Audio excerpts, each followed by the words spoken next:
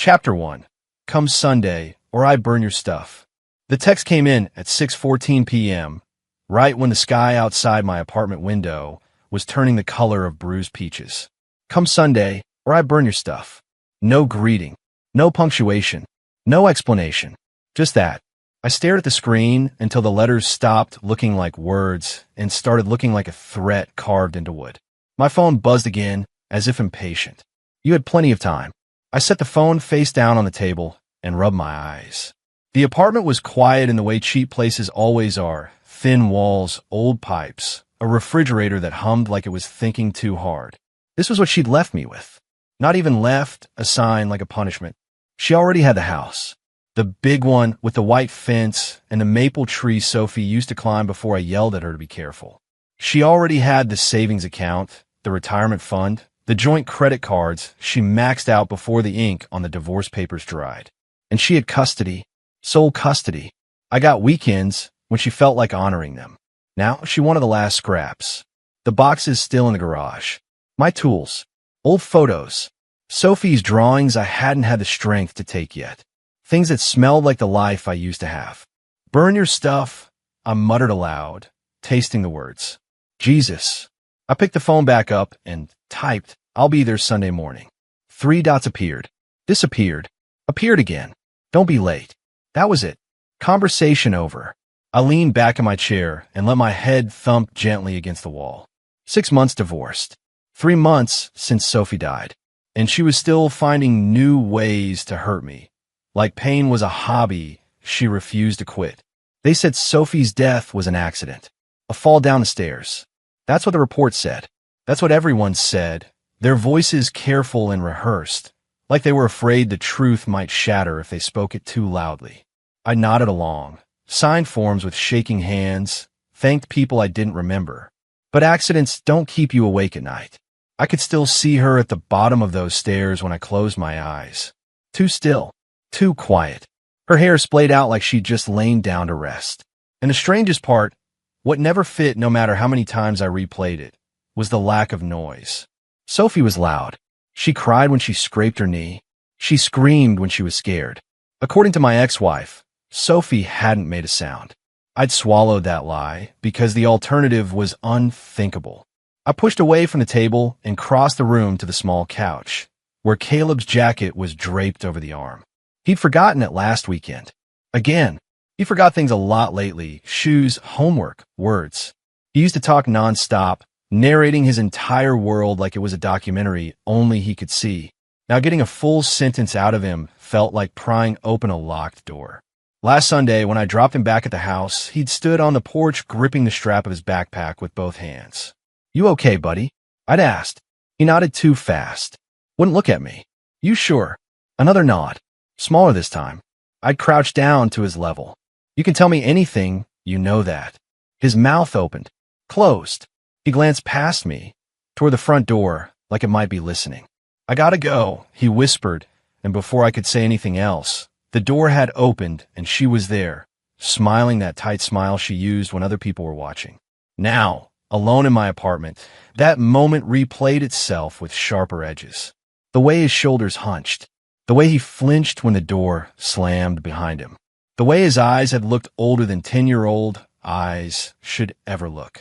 My phone buzzed again. I ignored it. I walked into the bedroom and opened the closet, staring at the half-empty hangers. Everything important was already gone.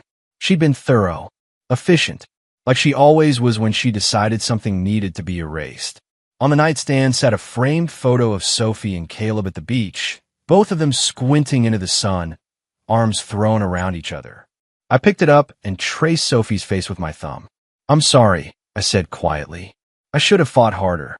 The words hung in the air, unanswered. I went back into the kitchen and poured myself a glass of water, though my hands were shaking too much to drink it. The text echoed in my head again. Come Sunday, or I burn your stuff. Sunday. Tomorrow. That was the plan. That was always the plan. Do what she said. Don't provoke her.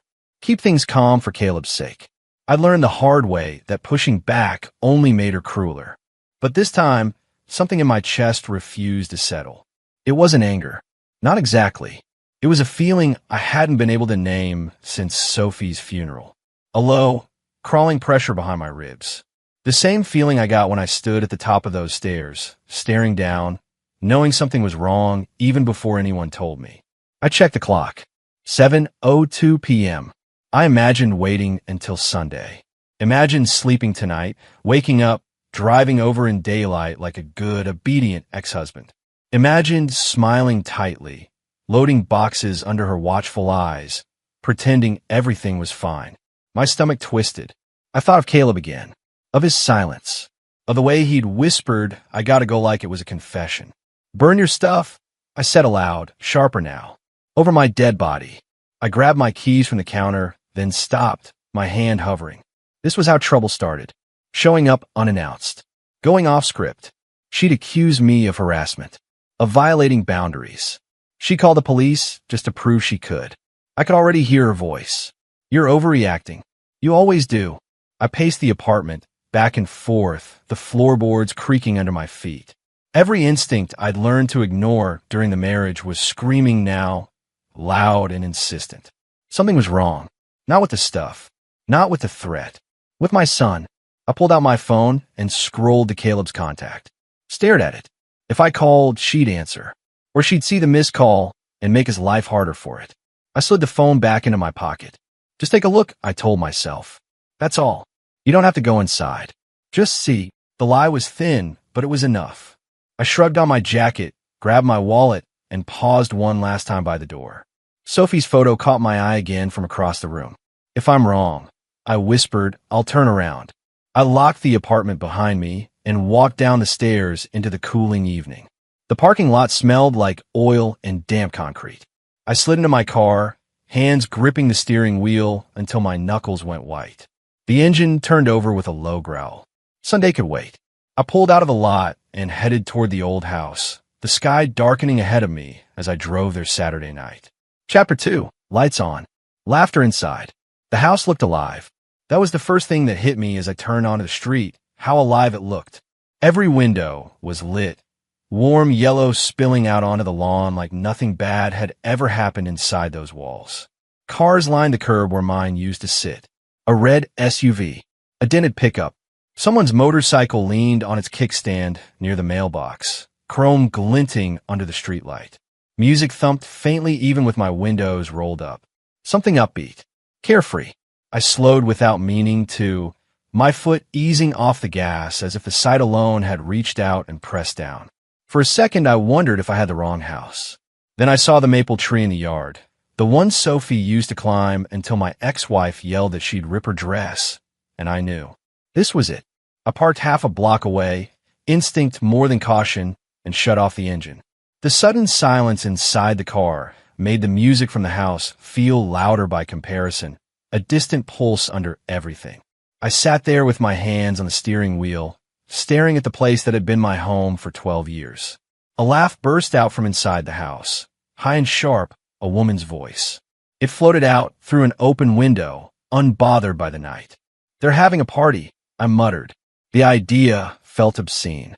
3 months since Sophie was buried, and there were people drinking and laughing under the same roof where her bedroom still was, where her shoes might still be by the door, where her height was still penciled into the kitchen wall, frozen forever at 6 years old. I got out of the car and walked toward the house, each step heavy, like I was wading through something thick. Gravel crunched under my shoes. The music grew clearer, bass thudding, voices overlapping. Someone cheered. Someone else shushed them, laughing as they did it. The porch light was on, bright, welcoming, like I was expected. I stopped at the edge of the lawn and just stood there, watching the shadows move behind the curtains. I recognized the couch through the front window, the one I'd picked out, gray fabric that showed every spill. A man I didn't know sat on it now, beer in hand, head thrown back in laughter. My chest tightened. I moved around the side of the house instead of going up to the door. I didn't know why yet. I just knew I couldn't walk in smiling, couldn't pretend this was normal. The grass was damp, cool through the soles of my shoes. The smell of grilled meat hung in the air, mixed with cigarette smoke. The kitchen window was open. I slowed, peering in. My ex-wife stood at the counter, a glass of wine in her hand, laughing at something the man beside her said. Her hair was done. Makeup perfect. She looked relaxed, happy, like a woman unburdened by grief or memory. For a split second, anger flared hot and sudden. How dare you, I thought. How dare you laugh here? I kept moving. The back door was propped open with a cooler, voices spilling out onto the patio. Someone I didn't recognize glanced my way, then looked through me like I was nothing. I realized then how invisible I was here, how completely erased. This wasn't my house anymore. It was a stage, and everyone inside was playing a part. I rounded the corner toward the back of the house, where the yard sloped gently down. The basement windows were there, small, rectangular, half buried in concrete. I remembered kneeling beside, 1 year ago, showing Caleb how to wave at me from inside while I pretended to be a giant outside the glass. He'd laughed so hard he'd fallen over. The music dulled as I moved farther from the open doors and windows. It was still there, but muffled now, like a party happening underwater. The laughter faded into something indistinct. I stopped. There it was again. At first, I thought it was just the wind, or the house settling. The mind fills in gaps when it wants to be afraid. I held my breath, listening. The sound came again, thin, uneven. A sob. My heart kicked hard against my ribs. No, I whispered. No. I stood perfectly still, every muscle locked, straining to separate imagination from reality. The music inside the house surged. Someone turned it up, the bass rattling faintly through the siding. And under it, barely audible but unmistakable, was crying. Not laughter. Not a drunk voice raised too loud. A child. My mouth went dry. I took a step closer to the house, then another, my shoes sinking slightly into the soft earth. The sound wavered, cut off for a moment, then returned, broken, desperate, like someone trying not to be heard. Caleb, I called softly before I could stop myself. No answer. I crouched near the basement window, my knees protesting as they bent. The glass was fogged from the inside, smeared with something that might have been fingerprints. I wiped a small circle clear with my sleeve and leaned closer. The music inside the house swelled again, laughter rolling over everything like it could drown out anything ugly beneath it. The crying came again, closer now that I was down low. There was no mistaking it. The sound rose and fell, hitching on each breath, the way kids cry when they're trying to be brave. My stomach dropped. I pressed my ear closer to the glass. Hey, I whispered, my voice shaking. Hey, it's Dad. The crying didn't stop. I pulled back, heart pounding so hard it made my vision pulse. My mind raced, grasping for explanations that didn't make sense. A guest kid having a meltdown. A TV turned up too loud downstairs. Anything that didn't end with the thought clawing its way to the surface. That's coming from a basement. I stood up too fast, the world tilting for a second before snapping back into place. I looked toward the back door again. People were still laughing. Someone clinked bottles together in a toast. None of them looked worried.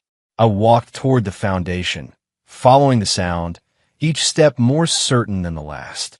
The crying was clearer now, leaking out through the concrete and glass, a thin thread of pain no amount of music could fully hide. My hand hovered near the basement door handle. Whatever was happening down there, it wasn't part of the party, and I was done pretending I didn't hear it. I took a breath, squared my shoulders, and moved toward the basement door. Chapter 3. Mom says this is discipline. I wiped the basement window again with my sleeve. Harder this time, like friction alone could erase what I was afraid to see. The glass cleared just enough. At first, my brain refused to assemble the picture. Shapes without meaning. A shadow where a person should be. Something metallic catching the light. I leaned closer, breath fogging the glass, heart pounding so loudly I was sure it would give me away. Then he shifted. Caleb, I breathed. He was sitting on the concrete floor, back pressed against a vertical pipe that ran from the ceiling into the ground. His knees were pulled up to his chest, bare feet dirty and scraped.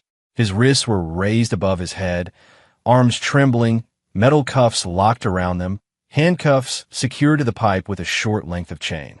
For a split second, I honestly thought I was hallucinating. That grief had finally broken something in me. twisted reality into a nightmare my mind couldn't escape. Then Caleb looked up. Our eyes met through the glass. His face changed, not relief, not hope. Fear. Raw. Immediate fear, like a trapped animal that knows being seen can make things worse. He shook his head once, a tiny movement, almost imperceptible. Don't. My stomach dropped so fast I thought I might throw up right there in the yard. Jesus Christ, I whispered. Bruises bloomed across his arms and neck in shades of purple and yellow, some old, some new. His cheeks were hollow in a way they hadn't been weeks ago. He looked smaller, like someone had taken pieces of him away one day at a time. I staggered back from the window, gasping, air burning my throat. The party noises from upstairs drifted down through the walls. Music, laughter, the glass breaking followed by cheers. Something inside me snapped clean in two. I ran. I didn't go around to the basement door. I didn't knock. I didn't think. I sprinted back toward the patio, shoved past a startled man holding a beer. Hey, what the hell? He started. I didn't stop. I kicked the back door open so hard it slammed against the wall, rattling picture frames. Conversations died mid-sentence. Music stuttered as someone reached for the volume. My ex-wife turned, wine sloshing over the rim of her glass. What are you doing here? She snapped, eyes flashing. You can't just barge in. Where's my son? I roared. The room froze. Faces stared at me like I'd just spoken a foreign language. What are you talking about? She said sharply, recovering fast. Caleb's fine. You're upsetting everyone. I didn't argue. I didn't explain. I pushed past her, shoulder-checking a man I didn't recognize who tried to block me. Hey, someone yelled. You can't. I was already at the basement door. It was locked. Of course it was. I slammed my fist against it once, twice. Caleb, I shouted. It's Dad. Footsteps pounded behind me. Stop it, my ex-wife screamed. You're acting crazy. Crazy. I kicked the door near the latch. Pain exploded up my leg, but the cheap wood splintered. A second kick sent the door flying inward with a crack that echoed through the house. Cold air rushed up from below, damp and sour. The basement light was on. I took the stairs 3 at a time, nearly falling as my foot slipped on the narrow steps. My heart was in my throat, every beat screaming too late, too late, too late. Caleb, I yelled again. I'm here, came a small voice. I'm here. I hit the bottom of the stairs and saw him fully for the first time. Seeing him through the window had been bad. Seeing him like this, up close, shaking, eyes too big in his face, was something else entirely. His lips were split. A faint red mark circled one ankle like a forgotten bracelet. Dad, he whispered, voice cracking. I crossed the room in 2 strides and dropped to my knees in front of him, hands hovering uselessly for half a second because I was afraid to hurt him. What did they do to you? I demanded, already reaching for the cuffs. Oh my God. Caleb, don't, he said quickly, eyes darting toward the stairs. She'll get mad. Something inside my chest caved in. I fumbled with the cuffs, fingers clumsy, adrenaline making everything harder. Who did this? I asked. Was it him? Caleb swallowed. Mom, he said softly. I froze. What? He looked down at his wrists, then back up at me, shame flooding his face like this was somehow his fault. His voice dropped to a whisper, so quiet I had to lean in to hear it. Mom says this is discipline. The words hit me harder than any punch ever could. Discipline. I saw red. Hot, blinding, all-consuming. This isn't discipline, I growled, yanking my keys from my pocket. This is abuse. I jammed the key into the cuff, twisting until the lock clicked open. One wrist came free, then the other. The chain clattered to the floor, loud and final. Caleb sagged forward instantly, his arms giving out now that they weren't held up by metal. I caught him, pulling him against my chest, wrapping my arms around his thin body. He broke. Sobs tore out of him, loud and uncontrollable, his face buried in my jacket as his whole body shook. I held him tight, one hand cradling the back of his head, the other pressed between his shoulder blades like I could keep him from falling apart if I just held on hard enough. It's okay. I murmured over and over, my own voice cracking. It's okay. I've got you. I've got you. I try to be good, he cried. I really did. I know. I said, tears blurring my vision. I know you did. Footsteps sounded on the stairs above, voices raised in confusion, anger, fear. I didn't care. Nothing existed outside this room. I rocked him gently, breathing him in, counting each inhale like it was proof he was still alive. The smell of damp concrete mixed with sweat and something metallic I didn't want to identify. Gradually, his sobs slowed. His grip on my jacket loosened, though he didn't let go entirely. I'm taking you home, I said firmly. Right now. No one is ever doing this to you again. He nodded against my chest, exhausted, eyes fluttering shut for a moment like his body couldn't keep up anymore. I pulled back just enough to look at him, brushing his hair off his forehead. That's when I noticed how cold the room felt. How empty. Too empty. My gaze drifted past him, scanning the basement properly for the first time, the bare concrete walls, the single bulb hanging from the ceiling, the stains I hadn't wanted to name. And then I saw it. Something else in the room that didn't belong. Something that made my blood run cold. And I understood, in that terrible instant, that the nightmare wasn't over at all. Chapter 4, Don't Look Up. At first, my brain tried to protect me. It offered excuses, misreadings, coincidences, anything but the truth. My eyes had landed on it without meaning to. The second pipe bolted into the concrete floor a few feet away from where Caleb had been chained. It stood parallel to the first, identical in height and thickness, rising straight up into the ceiling like a mute witness. I told myself it was nothing. Old plumbing, a support, something left over from when the house was built. Then I saw what was attached to it. Smaller handcuffs. They hung there loosely, open, one cuff resting against the pipe, the other dangling on a short length of chain.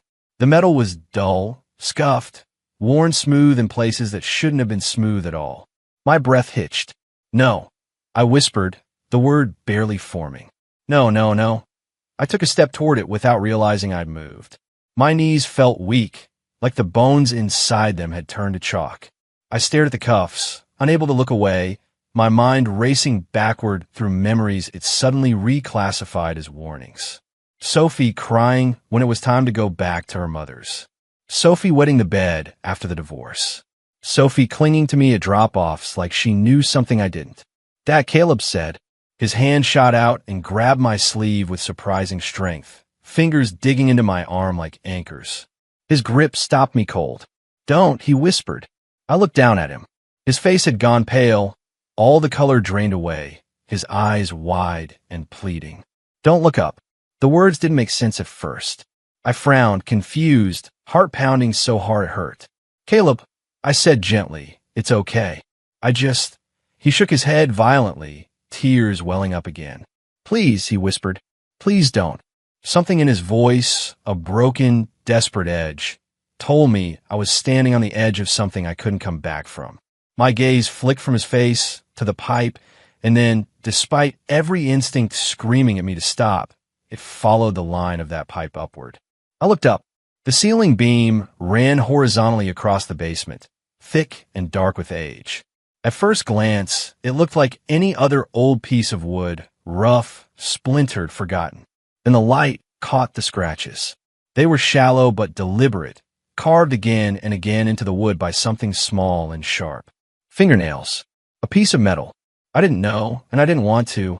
3 words were etched into the beam, uneven and trembling, like they'd been written by a hand that couldn't stop shaking. Sophie was here. The room tilted. I reached out blindly, my hand brushing the cold pipe to steady myself. My ears rang, a high-pitched whine drowning out everything else. For a second, I thought I might faint. Then I saw the marks. Tallies. Dozens of them. They were carved into the beam beside the words, grouped in 5s the way people count days when they're trying not to lose their minds. Some were deep and dark. Others were lighter, rushed, as if whoever made them had been weak or in pain. I counted without meaning to. Once. Twice. Again, slower this time. 47. The number landed in my chest like a cinder block. 47 days. I stared at those marks, my vision blurring as understanding crept in piece by piece, cruel and methodical. This wasn't a message scribbled on a whim. This wasn't graffiti. This was a record. A calendar scratched into wood by a 6-year-old girl who didn't know if anyone would ever come for her. No, I breathed again, but the word had lost all meaning. My legs gave out, and I sank down onto the concrete floor, my back against the wall, my head tipping forward into my hands. I pressed my palms into my eyes like I could erase what I'd seen if I just pushed hard enough. Images assaulted me without mercy. Sophie sitting on this floor.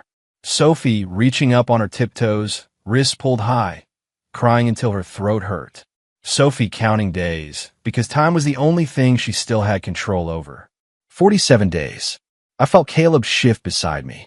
He stayed close, his shoulder pressed against mine, like he was afraid if he let go I might disappear. She was scared, he whispered. My heart shattered completely then, breaking into pieces so small I didn't know how I was still breathing. Did she? I couldn't finish the question. My voice died halfway out my throat. Caleb nodded once, slowly. She cried for you, he said. A lot. The words hollowed me out. I imagined her calling my name down here, her voice swallowed by concrete and music and laughter upstairs. Imagine myself sitting in my apartment, watching TV, believing she was safe because I wanted to believe it. I pressed my forehead to the floor, the cold seeping into my skin. A sound tore out of me, something between a sob and a growl, raw, an animal, and completely uncontrollable. I should have known, I choked. I should have known. Caleb didn't say anything. He didn't argue. He just leaned into me, his small body warm against my side, sharing the weight of a truth too big for either of us to carry alone. I forced myself to look up again, though every fiber of my being resisted. The scratches looked different now. Each tally wasn't just a mark. It was a day Sophie woke up here. A day she didn't know if she'd see the sun. A day she survived. Until she didn't. The basement felt smaller with every breath, the walls closing in, the ceiling pressing down. The air smelled wrong. Everything smelled wrong. This wasn't just a room. It was a grave she'd lived in before she died. My hands curled into fists, nails biting into my palms hard enough to draw blood. Rage burned through me, bright and furious, but it was smothered under something heavier. Grief. Guilt. The unbearable weight of understanding settling fully into place. Sophie hadn't fallen down the stairs. She had been here for weeks, and I hadn't saved her. The realization crushed down on me, heavy and absolute, until there was nothing left to do but sit there on the cold basement floor and let it bury me alive. Chapter 5. The truth my son was forced to bury. Caleb didn't cry right away. That was the worst part. He sat there beside me on the cold basement floor, knees pulled to his chest, arms wrapped around himself like he was trying to hold his body together. His breathing was shallow and uneven, each inhale catching like it hurt. His eyes were fixed on the concrete in front of him, staring at a dark stain neither of us acknowledged. "Buddy," I said softly, my voice hoarse. "You're safe now. You don't have to be scared anymore." He nodded, but it was automatic. Empty. "I need you to tell me," I continued, swallowing hard. "I need to know what happened." "About Sophie." His jaw tightened. For a long moment, I thought he might shut down completely, retreat into that quiet place I'd seen so many times since the divorce. Then his shoulders began to shake. It started as a tremor. Then it broke wide open. "I didn't want her to die," he sobbed, the words spilling out in a rush like he'd been holding them back for months. "I swear, Dad, I didn't want her to die." I pulled him into my arms again, holding him as he collapsed against me, his cries ripping through the basement, raw and unfiltered. He clutched my shirt with both hands, knuckles white. "I know," I said over and over. "I know. This isn't your fault. None of this is your fault." He cried like he'd been waiting for permission. When he finally managed to speak again, his voice was small and broken, like it belonged to someone much younger than 10. "She didn't fall," he whispered. The words sank into me slowly, settling deep in my chest where denial had been trying to live. "She didn't fall down the stairs," he repeated. "Mom said to tell everyone that. She practiced it with me." My heart clenched so hard it felt like it might tear itself apart. "Practice?" I asked. He nodded against my shoulder. "She made me say it again and again. Sophie slipped. Sophie slipped." If I messed up, she'd get mad. I closed my eyes, breathing through the surge of rage and helplessness threatening to choke me. Tell me what really happened, I said gently. Only if you can. Caleb sniffed, wiping his nose on his sleeve without seeming to notice. They said it was punishment, he said, when Sophie was bad, or when he said she was bad. I asked, though I already knew. Mom's boyfriend. Caleb nodded. He didn't like noise, he whispered. He said kids needed to learn. My grip tightened around him. They started putting her down here more, Caleb continued, his words halting, like each one cost him something. At first it was just a little while. An hour. Then longer. They said she needed to think about what she'd done. What did she do? I asked, my voice shaking despite myself. He shrugged helplessly. Sometimes nothing. Sometimes she cried. Sometimes she asked for you. That broke something in me. She cried for me? I asked, my voice barely audible. Caleb nodded, tears spilling again. All the time. She kept saying you'd come. That you always came. I pressed my face in his hair, breathing him in, trying not to drown in the image of my little girl down here, believing in me even when I wasn't there. One night, Caleb said after a long pause, his voice dropping to a whisper, she didn't stop crying. My chest tightened. He got really mad, Caleb went on. He said she was being dramatic. Mom told him to calm down, but she didn't make him stop. My nails dug into my palm. She was tired, Caleb said. She said her arms hurt. She asked if she could sleep. They said no. They said she had to learn. I felt sick. I went to bed, Caleb whispered. I could still hear her from my room, crying, calling your name. My vision blurred completely now, tears spilling freely down my face. Then it got quiet, he said. The silence between his words was unbearable. I waited, Caleb continued. I thought she was sleeping. In the morning, Mom told me Sophie had an accident. She told me not to go downstairs. I swallowed hard. What about the marks? I asked. The writing. Caleb hesitated, then said, Sophie did that. She said if she didn't come back, someone needed to know she was here. My breath hitched violently. She counted the days, he said. She said it helped her not get lost. I squeezed my eyes shut, shaking. They told me it was discipline, Caleb said again, bitterness creeping into his small voice. They said if I talked, I'd go down there too. Or worse. My heart shattered all over again. They made me lie, he whispered. To the police. To the doctor. To you. I pulled back just enough to look at him. Why didn't you tell me? I asked, though I already hated myself for even asking. He flinched. Because I was scared, he said. And because Mom said you wouldn't believe me. She said you already chose her. The words cut deeper than any blade. I'm so sorry, I said, my voice breaking. I should have seen it. I should have protected you both. Caleb shook his head weakly. She said you were busy. She said Sophie was sick. She said it was normal. Normal. I laughed once, a hollow, broken sound that echoed off the basement walls. This isn't normal, I said fiercely. This is evil. Caleb leaned into me again, exhausted, spent. For a moment, there was nothing but the sound of our breathing and the faint thrum of music from upstairs, still playing, still mocking us with its false joy. I wiped my face with my sleeve, trying to steady myself. You did the bravest thing, I told him.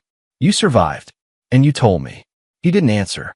His eyes were fixed on the stairs. I followed his gaze. That's when I heard it. Footsteps. Heavy ones. Coming down from upstairs. Chapter 6. Monsters don't look like monsters. The footsteps reached the bottom stair. I stood, pulling Caleb up with me, instinctively placing myself between him and the doorway.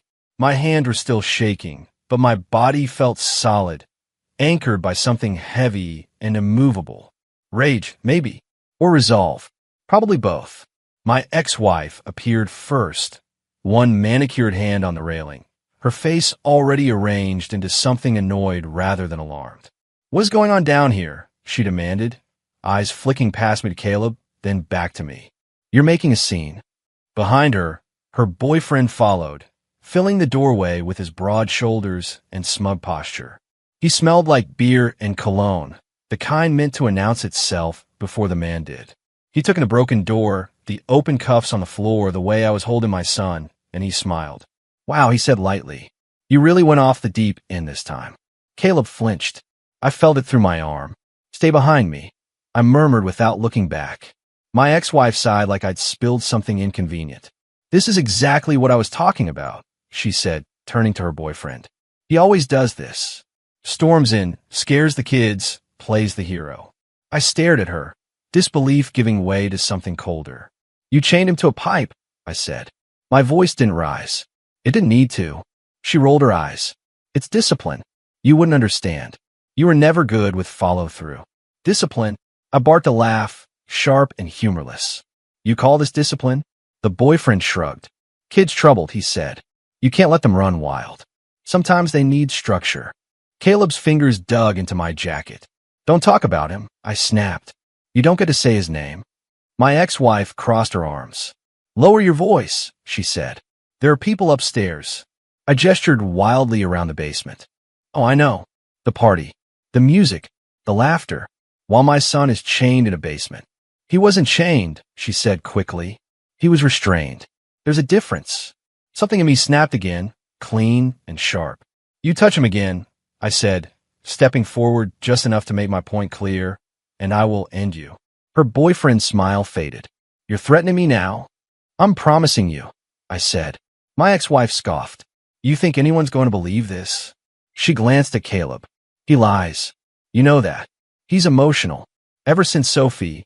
Don't. I warned. He needs help, she continued smoothly. Real help. Not your dramatics. We were handling it. I felt Caleb trembling behind me, his breath coming fast.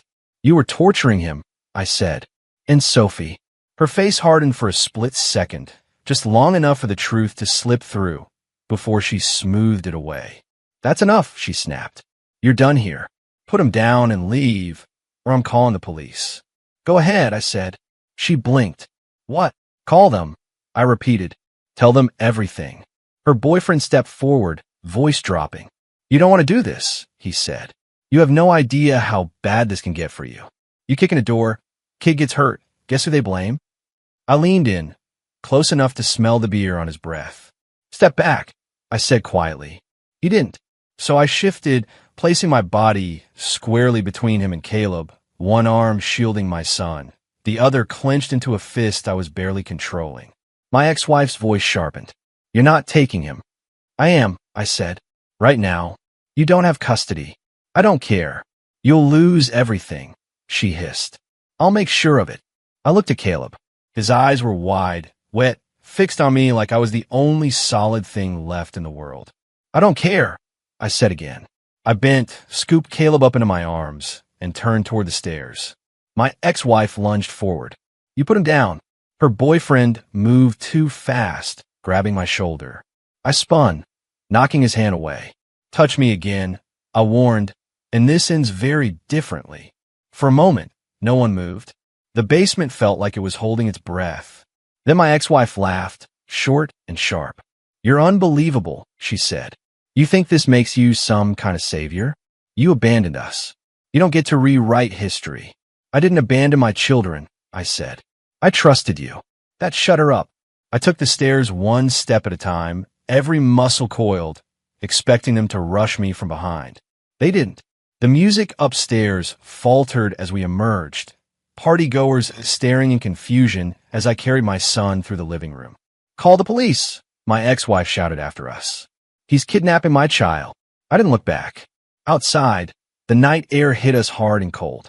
Caleb buried his face in my shoulder, clinging to me like he was afraid the ground might disappear. I set him gently into the passenger seat of my car, buckled him in with shaking hands. You're okay, I told him. I've got you. I shut the door, walked around to the driver's side, and slid in. My hands trembled so badly I had to grip the steering wheel until they steadied. As I pulled away from the curb, my phone buzzed in my pocket. I didn't answer. I drove 2 blocks, then pulled over and called the police myself. My name is I swallowed. My son has been abused. I found him restrained in a basement. There's evidence. Please send someone. Now. I hung up and sat there, engine idling, one hand on the wheel, the other reaching over to rest on Caleb's knee. In the distance, faint at first, then growing louder, sirens began to wail. Chapter 7. Sophie was here. The police arrived in waves. First 2 cruisers, lights washing the house in red and blue. Then an unmarked sedan. Then an ambulance no one asked for, but everyone understood. The party upstairs evaporated in minutes. Guests spilling out onto the lawn with confused faces and open mouths. Phones already raised, stories already forming that they didn't yet understand. I stood beside my car with Caleb pressed against my side, my arm locked around his shoulders like a seatbelt I refused to unbuckle. An officer with a kind face knelt in front of him, speaking softly, slow and careful. "You did the right thing," she told him. "You're very brave." Caleb nodded once. Didn't speak. Another officer approached me, notebook out, eyes sharp but not unkind. "Sir, we're going to need you to walk us through everything again." I nodded. My voice came out steady, which surprised me. I told them about the text, about coming Saturday night, about the crying, about the basement. I didn't embellish. I didn't soften anything. I said handcuffed to a pipe and watched his jaw tighten. When I finished, he closed his notebook slowly. "We're going to secure the house," he said. "No one leaves." Inside, boots thudded across hardwood. Radios crackled. The music was off now, replaced by a different kind of noise, measured, purposeful, serious. A detective emerged from the back door 20 minutes later, his face pale, eyes distant. He looked at me like he was trying to decide how much truth a person could survive. "Sir," he said, "can you come with me?" I glanced at Caleb. Another officer stepped closer. "I'll stay with him," she said gently. "I'll be right here," I promised my son, squeezing his shoulder. The basement felt colder than before, though nothing had changed. The cuffs lay where I dropped them. The broken door hung crooked on its hinges. 2 detectives stood near the second pipe. One crouched, one staring upward. The crouched one looked up at me. "You said you saw writing?" I nodded. My throat closed as I followed his gaze. They had set up a portable light now, angled toward the beam. The words stood out stark and unmistakable. "Sophie was here." One of the detectives exhaled slowly. "Jesus." Another counted under his breath, finger tracing the tallies. 47, he said. 47 days. A uniformed officer turned away abruptly, hand over his mouth. "This wasn't discipline," the detective said quietly. "This was prolonged confinement. Torture." I pressed my hand to the wall to steady myself. They photographed everything. The pipes, the cuffs, the scratches. One detective carefully bagged the cuffs like they were fragile glass instead of steel. Another took samples from a floor, his movements precise, almost reverent. Upstairs, voices rose, angry now. Panicked. My ex-wife's voice cut through the noise. "This is insane. You can't just, I want a lawyer." Her boyfriend wasn't shouting. He was laughing. Short, sharp bursts. The sound made my skin crawl. When they brought them down the stairs, cuffed and furious, my ex-wife's eyes found mine instantly. "This is your fault," she spat. "You always do this. You ruin everything." I didn't answer. Her boyfriend leaned toward me as they passed. "You think you won?" he said softly. "This isn't over." An officer shoved him forward. "Keep moving." Outside, neighbors gathered on porches, whispers spreading like smoke. The ambulance doors opened and closed again, empty. No one needed a stretcher now. The damage had already been done. A social worker arrived with a clipboard and tired eyes. She crouched in front of Caleb and spoke to him in a voice that sounded practiced but sincere. "Caleb," she said, "we're going to make sure you're safe tonight. You'll stay with your dad, okay?" Caleb looked up at me, searching my face. "I'm not going back," he asked, barely above a whisper. "No," I said firmly. "You're staying with me." He nodded and leaned into my side, relief loosening something in his posture I hadn't seen in months. Inside the house, the detectives kept working. Hours passed in strange, disjointed fragments. Coffee appeared in paper cups. Statements were taken. Forms were signed. Time lost its shape. A detective pulled me aside near dawn. His voice was low, serious. "We're reopening your daughter's case." My breath caught. "Because of the basement? Because of the evidence," he said. "And because of that message." He looked back toward the house. Without the writing on that beam, this would be a lot harder. They'd argue fabrication, coaching, anything to muddy the water. I swallowed. "But she wrote it," I said. She left it. He nodded slowly. She knew. The weight of that settled over me, heavy and awful and beautiful all at once. Sophie had understood, in her own small way, that truth mattered, that someone needed to know she'd been there. Later, as the sun crept up behind the houses, another officer came to tell me the arrests were official. Charges pending. Serious ones. Caleb slept in the back seat of my car, curled in on himself, exhaustion finally winning. I watched his chest rise and fall, each breath a quiet miracle. The detective stood beside me, hands on his hips. Your daughter, he said carefully, she left us a map. I nodded, tears burning my eyes. She didn't just leave proof, he continued. She left a timeline. She left intent. She left us a way to protect her brother. I looked at the house one last time, the lights now off, the windows dark and empty. Sophie hadn't fallen. She had spoken. She had carved her name into the dark so someone would find it. She left proof. And because she did, her brother was alive. Chapter 8. The Truth They Couldn't Bury. The call came on a gray Tuesday morning, the kind where the sky looks unfinished. I was sitting at the kitchen table in my new apartment, a mug of coffee going cold between my hands, watching Caleb color silently across from me. He still colored inside the lines like rules mattered more than joy. Therapy had started, but healing moved at its own pace. Mr. Harris? The voice on the phone asked. Yes. This is Detective Morales. We've received the court order. I closed my eyes. I already knew what he meant. They're going to exhume her, I said. Yes, sir. I thanked him, hung up, and sat there for a long time, staring at the place on the wall where Sophie's drawings would have been if this were still our old house. Caleb looked up. Is it about Sophie? Yes, I said quietly. They need to look again, to tell the truth.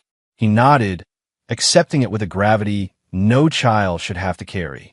The cemetery was quiet in a way that felt deliberate, as if even the birds knew better than to intrude. I stood back with Caleb's grandmother while men in dark coats worked carefully, respectfully. No one rushed. No one spoke above a whisper. The earth came away slowly, shovel by shovel, each sound landing in my chest like a dull thud. I didn't look when they lifted the casket. I couldn't. Later, in a sterile room that smelled like disinfectant and metal, the forensic pathologist spoke in a voice trained to stay calm even when delivering horror.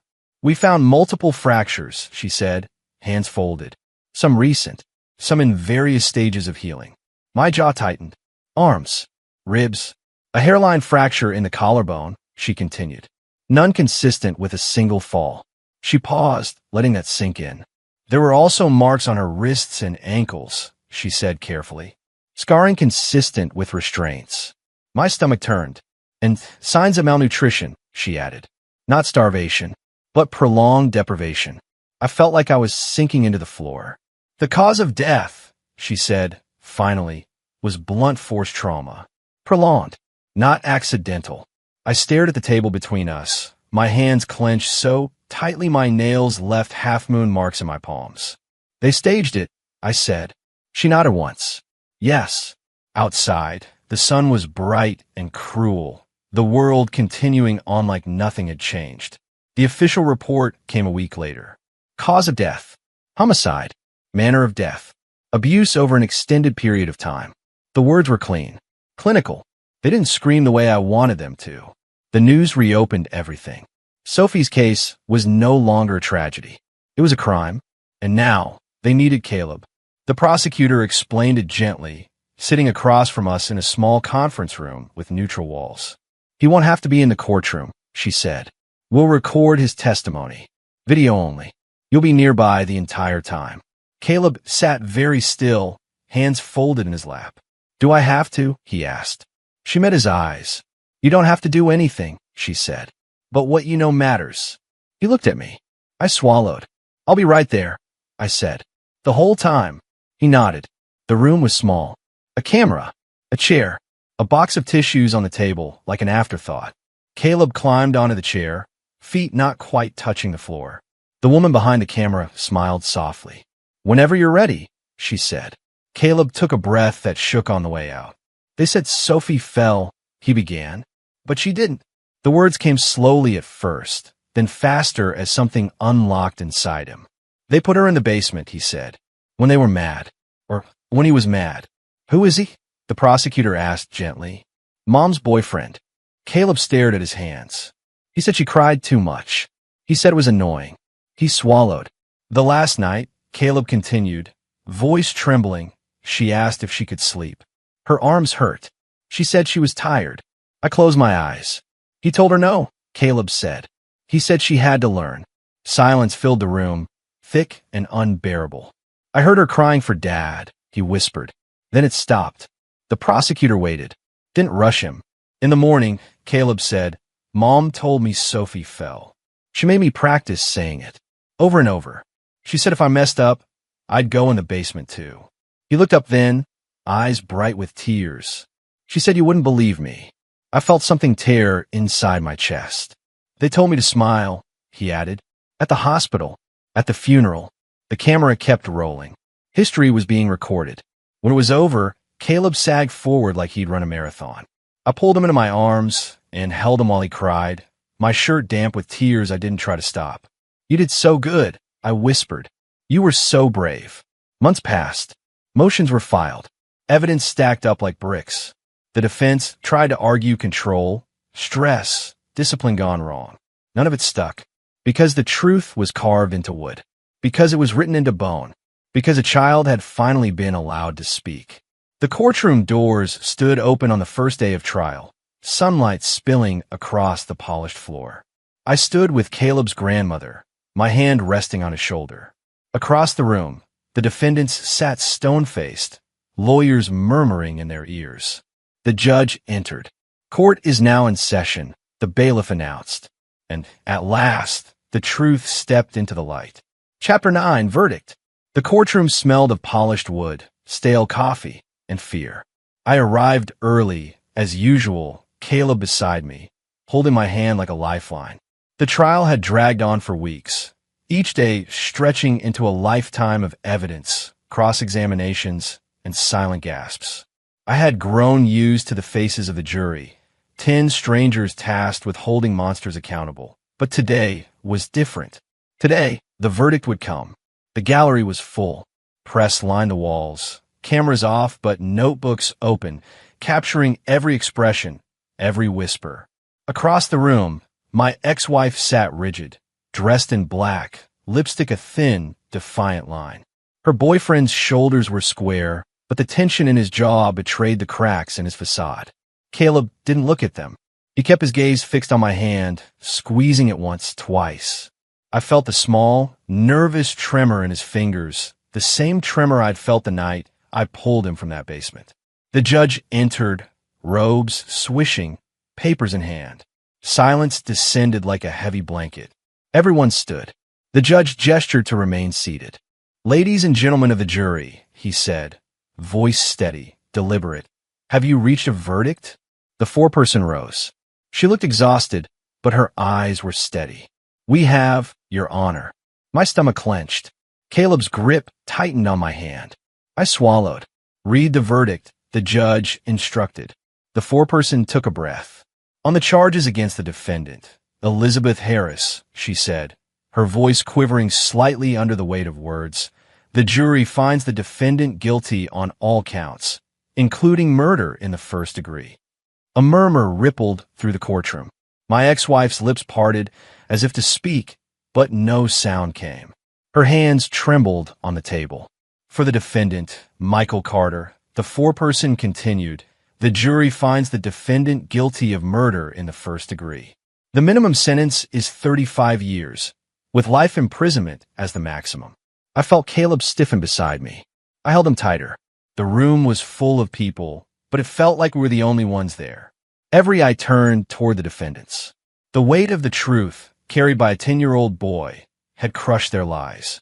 The defense attorneys shifted uncomfortably. They had tried to paint a picture of stress, miscommunication, and misguided discipline. They had tried to argue that Elizabeth Harris was a controlled and manipulated individual. None of it had stuck. Caleb's testimony had cut through every attempt at rationalization. His small, trembling voice describing the basement, the restraints, Sophie's final days, His courage had filled the courtroom, leaving no room for doubt. The judge continued with procedural instructions, but my mind had already drifted. I was aware of the gravity of the sentence, aware of the scales of justice finally tipping, but the relief I expected didn't come. It was heavier than relief. I had imagined this moment for months, the arrests, the evidence, the trial, the sentencing, but it wasn't the cinematic victory I had thought it would be. Justice had come, yes, but it carried a weight that made the air in the courtroom feel suffocating. I thought of Sophie, of Caleb, of the 47 tally marks scratched into that beam, each one a day of terror. Justice had been served, but the void left by her absence remained unfillable.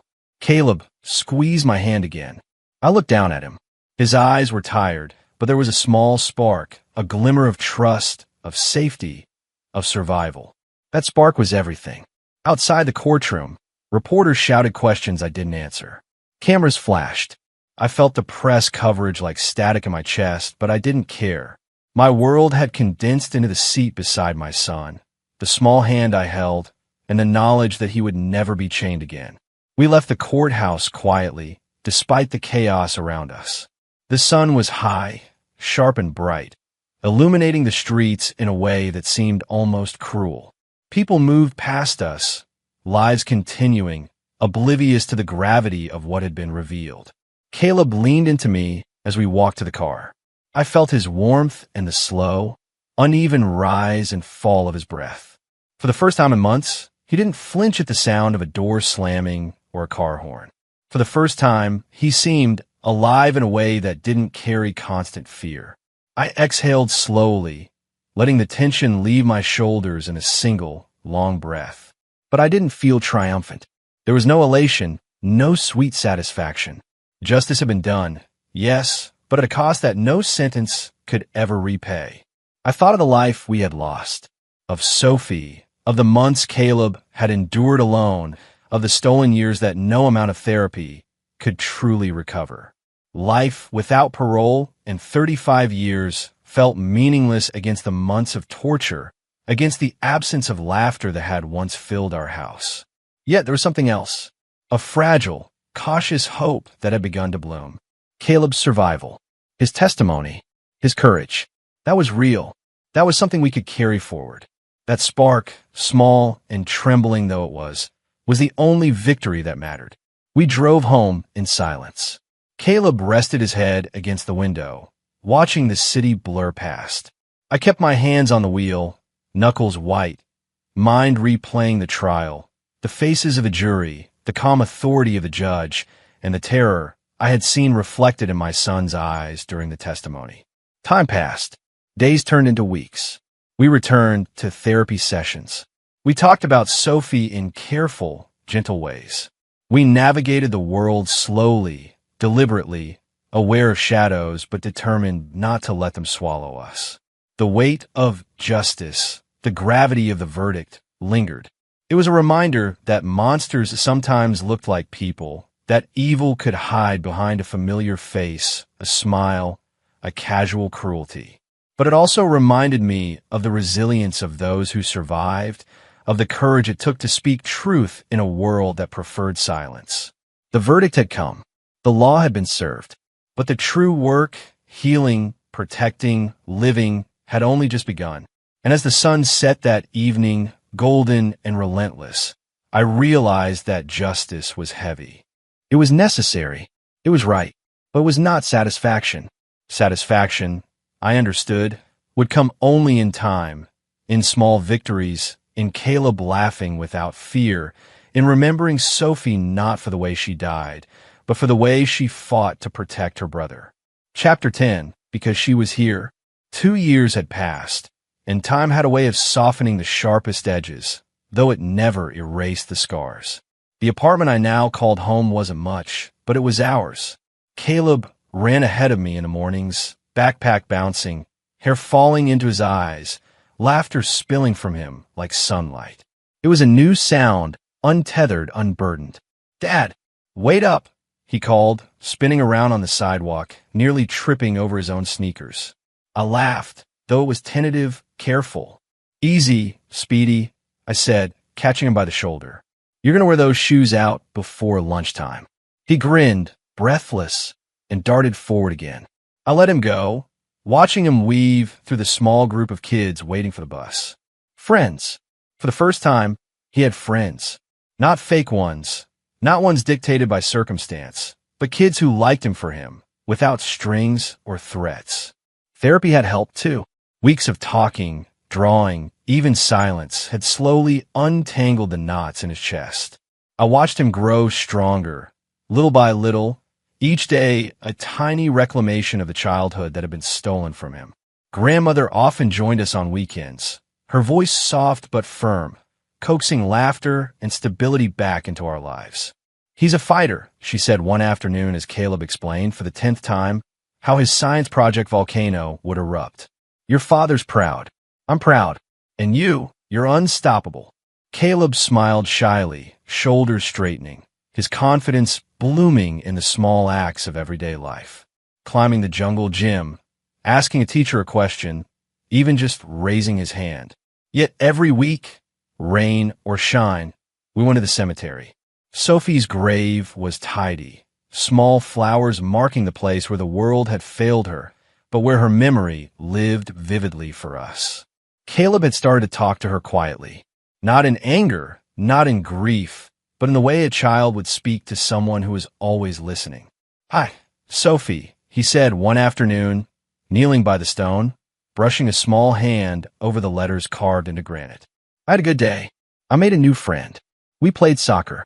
I didn't get scared at all. I knelt beside him, my hand resting on his shoulder. That's my boy, I said softly. He looked up at me, eyes wide, hopeful. Dad, do you think she knows? I raised an eyebrow, heart tightening. Knows what? That she saved me? I swallowed, a lump forming.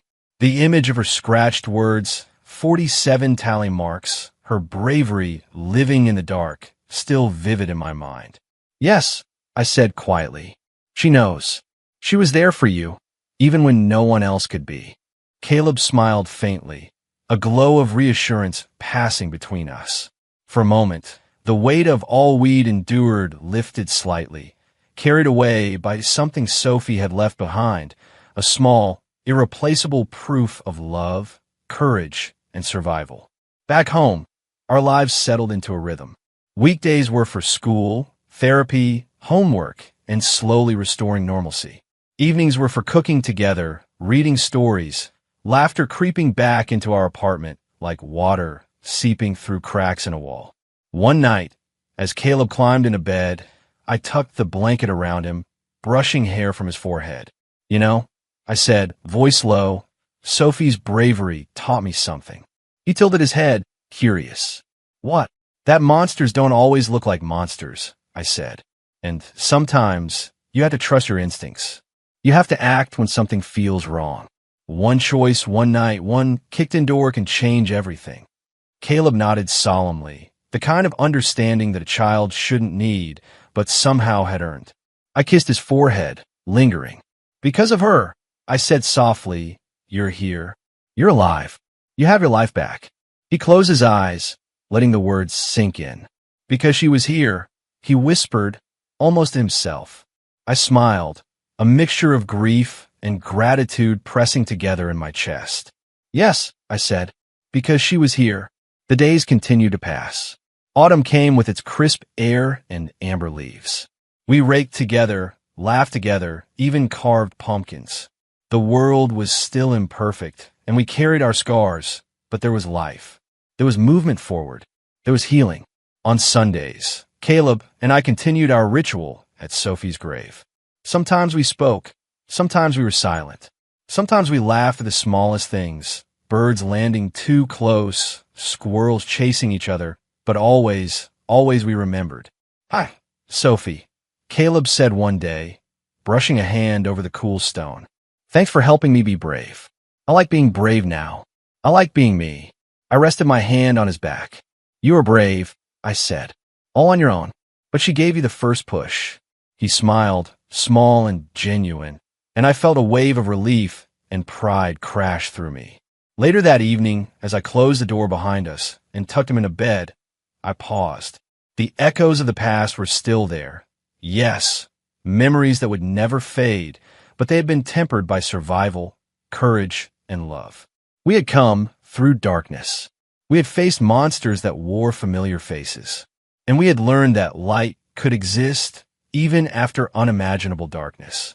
Caleb's breathing steadied. I linger a moment longer, thinking of Sophie. Her life was short, cruelly cut off, but her courage endured. She had left a mark, not just on wood in a basement, but on our hearts on the course of our lives. I whispered her name softly, letting the words carry into the quiet of the night. Sophie, we remember. We live because you were here. And outside, beyond our small apartment, beyond the routines, the therapy, the slow work of healing, I felt it clearly. Her legacy, carved into time and memory, had saved her brother. Because she was here. Because she was Caleb lived. Because she was we survived. And because of that, we would carry her courage forward every single day.